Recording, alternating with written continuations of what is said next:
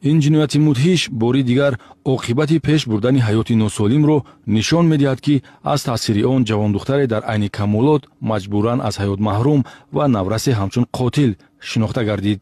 سنه 11 август جسد جوان دختر 21 ساله اقامت کننده جماعت دیهاتی اماندره شهر پنجکند در منزل اجارویش واقع در سروقه شهر خوجند محله 32 بینای 20 آ با علامت‌های مرگ مجبوری از برداشت 8 زخمی کارد و بوغی شدن با استفاده از ناقل دریافت گردید. مقامات میلیسیا و پروکراتورا اسرار این جنایت را با متدهای اپراتیوی و کریمینالیستی و تفتیشاتی به زودی آشکار نمودند. آموزش شخصیت جبریده و شناسایی و مناسبتش با اطرافیان سمت فعالیت گروه فوری تفتیشاتی را به گمانبر شده نورس 17 ساله اقامت کننده شهر خوجند برآورد که در اولین روز واخری با جبریده سنه 9 август تقریبا ساعت‌های 15 حیات او را به ممات تبدیل داده است.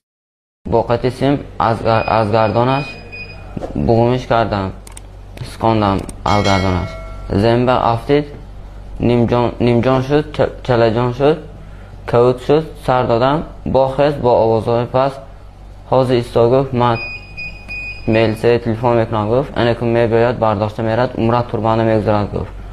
باز به خانه دیگری رفت، دیدم در روی میز اوقات خوراک خوری کارد ایستاده بود. کارد گرفتم به گلویش